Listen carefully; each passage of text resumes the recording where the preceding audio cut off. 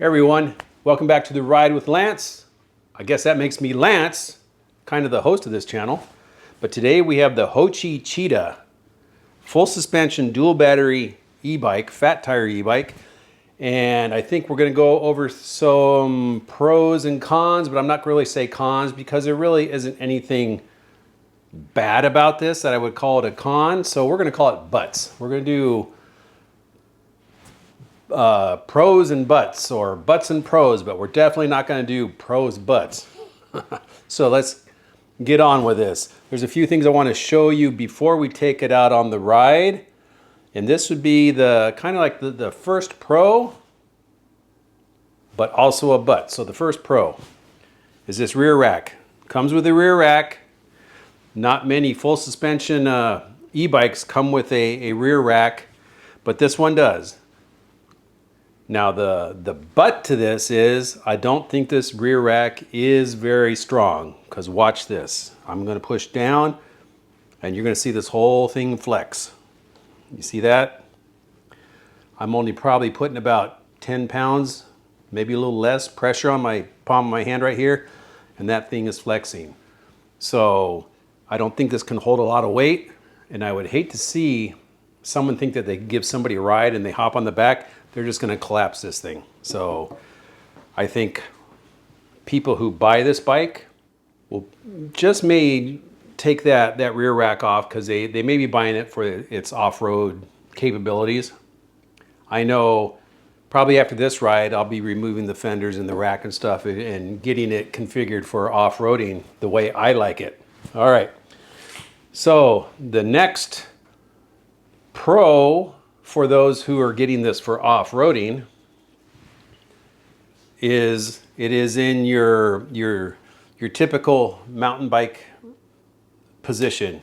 Bars are low, bars are forward, so when you're riding, you're down like this already. Now for those who like the mountain bike style position or are getting this for off-roading and mountain biking, you're probably gonna like it. You're probably gonna like it. Now the grips, they're okay for me, but they're pretty hard.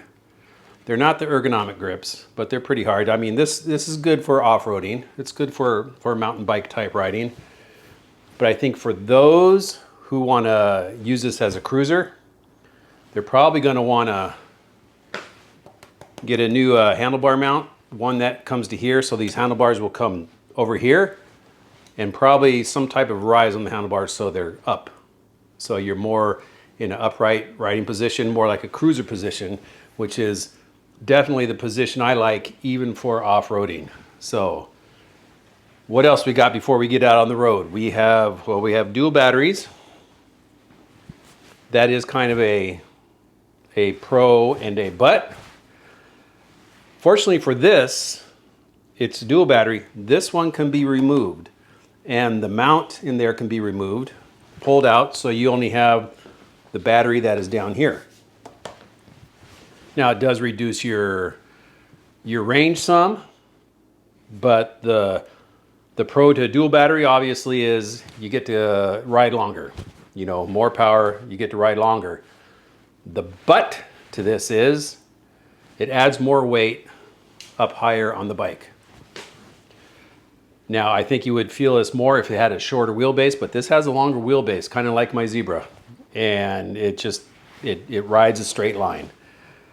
But it is something to think about. I mean, you can get this version without the extra battery, or you can get it with the battery. The one that they gave me is the dual battery. All right, so what else we got before we get out on the road? We got the front fender right here. Front fender. A pro front fender keeps you kind of clean, keeps kind of the under part of the bike down here clean.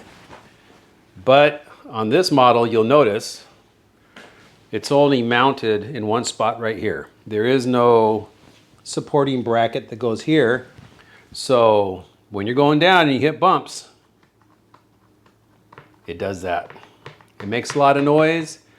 And one of the things I worry about is one of these knobbies here hooking up on the end of the spoke while this wheel is going forward and catching it and then just ripping it right off, or locking up the front wheel. So After this ride, like I said, I'll be taking fenders off, I'll be taking rack off, the front fender, the light. I am getting a different set of handlebars and a new mount to mount this higher. And I'll be changing the seat. I'll probably be putting on one of the Cloud 9 seats I have on, because this is, it feels soft right here, but after about 2-3 miles, it feels like a very narrow brick. All right, so why don't we get out on the road and we'll talk about more. All right, we are going to keep this ride just around the neighborhood. Let's slow it down a little. Don't need to go so fast.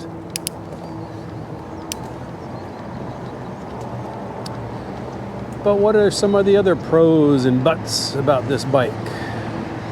Well, pro, like I said, it's a full suspension e-bike, and the rear suspension does an excellent job of smoothing out the road. Now, notice I said road. It also does smooth out bike paths, dirt roads, rough roads. It does a really good job. I don't feel it at all. But what is the but about that? If you're going to do some really heavy off-roading, expect to feel some bottoming out of the rear shock.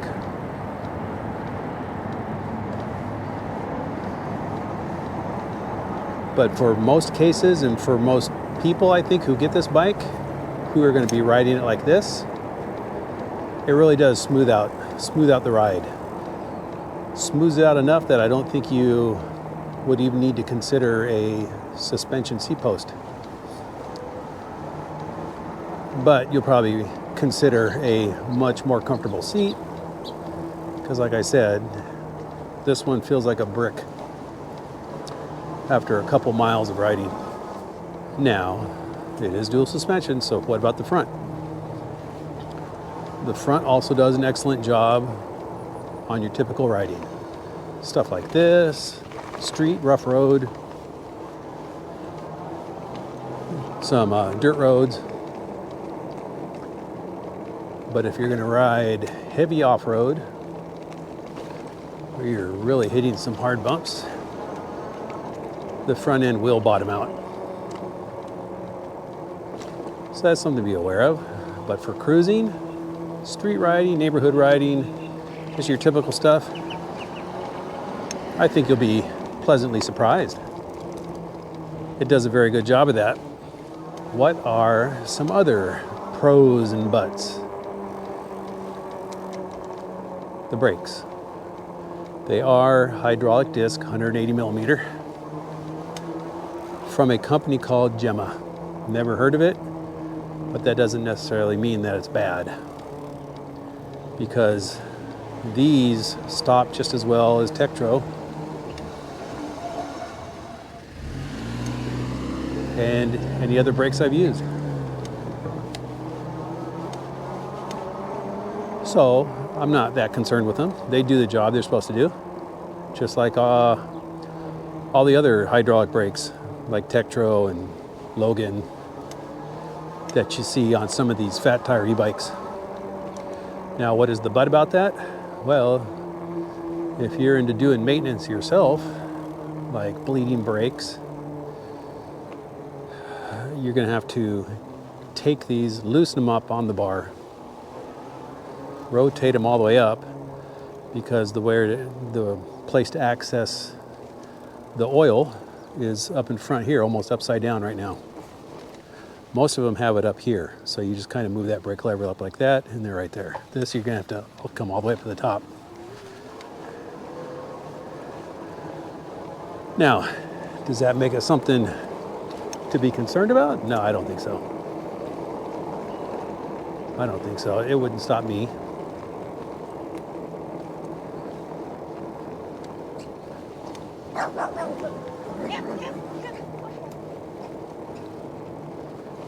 Some doggies. Okay. What are some more pros and buts? Dual battery. Yes, this is a dual battery, so you get more range out of it.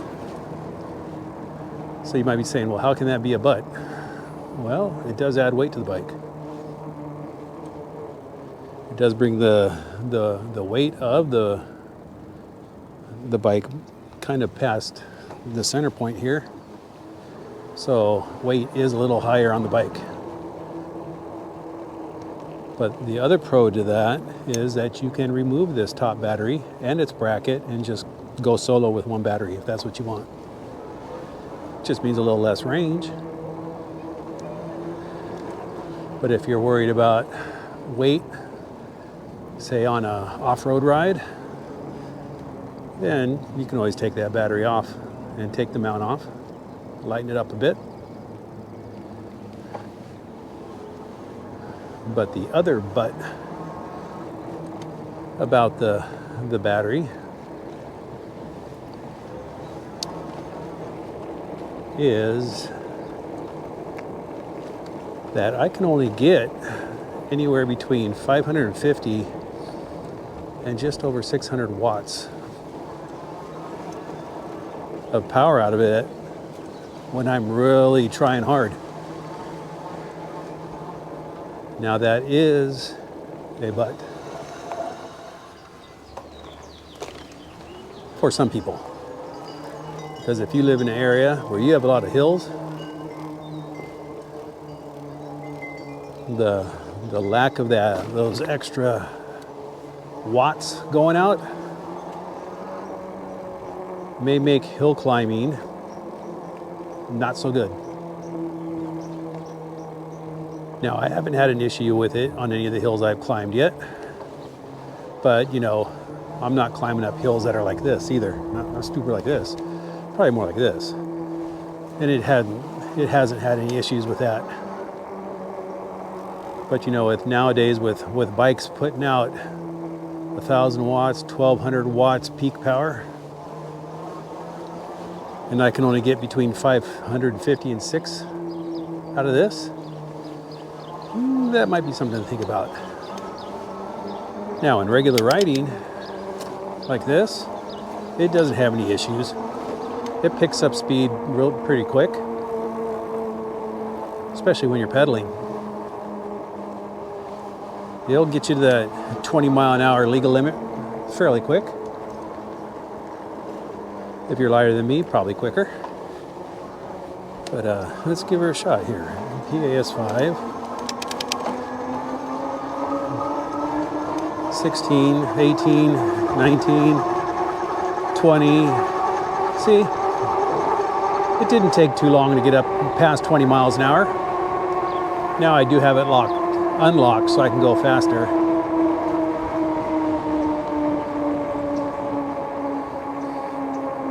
Now it is a little slower on the pickup, on the takeoff, if I just use throttle. Which here I'll show you. The car's coming. No, I'll stop right here. And just go full throttle. In PAS 5. So the acceleration all depends on the PAS level you're in. 16, 17, 18, 19, 20, 21, 22, 23, 23 and a half, 24. So you see, it did take a little while for it to get up to 24 miles an hour just on throttle only. But if I was also pedaling, I could get it up to 28. What is another pro and but? Well, there really is no but to this one. The pro is the fit and finish. They did a good job of routing the wires. I got no bundled up mess of wires hanging off the front. They did a good job of getting everything wrapped in there nice. Nothing at the back end just hanging out, dangling, making you worried that it might catch on something and just get ripped right off. And the other thing is the finish of the bike. It's really nice. It's a flat, like a flat olive color, like a flat military army color. And I'm actually liking it more than I thought. It's not a glossy finish, it's a flat finish. And it looks really cool. And the bike overall looks really cool when you're just sitting there looking at it. You know, with the full suspension, the flat olive paint. That looks really nice. Now I'm betting once I take all the fenders off and the rear rack off, that it's gonna look even nicer. In my opinion, it may not be what other people like, but it'll probably be what I like. All right, so what am I going to do to make this a more comfortable ride for me? Because my goal for this bike is to just make it a super nice cruising bike. Because I think this bike has the potential to be a really good cruiser. It's got the long wheelbase, so it's really stable. It's easy to ride. But what I plan on doing is I've already got a new handlebar mount that's going to go here. It's going to replace this. This bar is going to end up over here, so it's going to be closer to me. And then I'm going to get the same bars I put on the XPeak that are a little wider and have a 3.5 inch rise. So I'll be back this way and up, but out like this. And I will get a much more comfortable seat to put on here. Don't have to worry about the seat post suspension like I have on the other bikes because of the rear suspension on this. But once I do that, I think I'm going to have a pretty nice cruiser on my hand. So I'm looking forward to that.